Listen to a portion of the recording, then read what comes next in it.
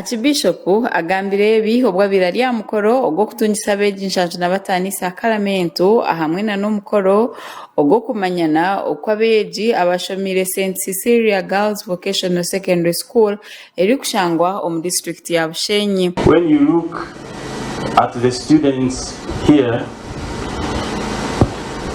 they reflect what you were at that time. And the students, when you look at the girls, then that shows you what you will become.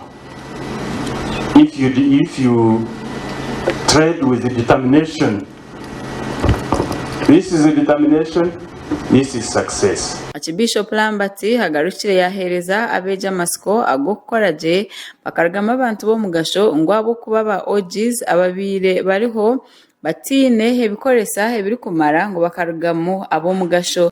To encourage our sisters, the students here, that you can make it.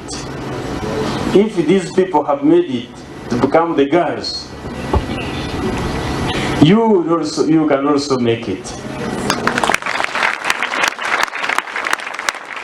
They have made it with limited means, bare minimum means, and you are a little better endowed. Sister Keremensia Chempema oli mukuru w'ishomero ya St Cecilia Girls asimira beja bashomira ishomereri abakwatireho bakabasa kubombekera bina ebyabeji ahamwe na nebindi bakagaruka bakahereza na no muganda ogwa miliyoni mushanju batetera stationary career guidance, and up to now we believe that the plans we have at the school, they will also put a strong hand, especially in the construction of Simahanga.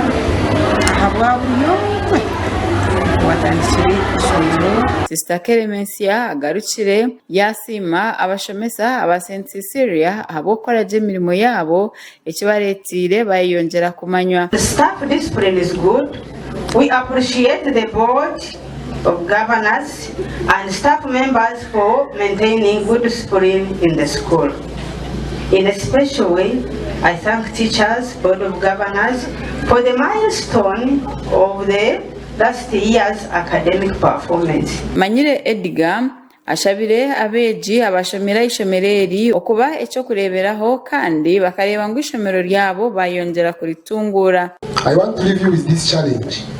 St Cecilia will grow when you have good ambassadors. The enrollment the sisters talked about is not enough for a school like this one. You have to go outside there in the world of work where you do things, market the school, let it be a great school.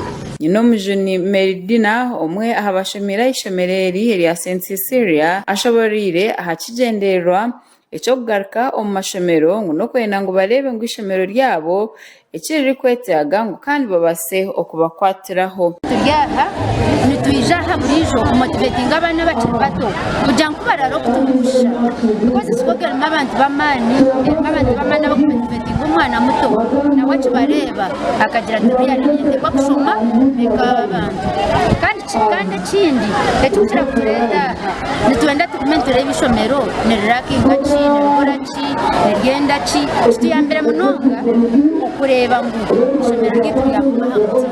Gashoka Olivia na Sasira umuri Bushenyi.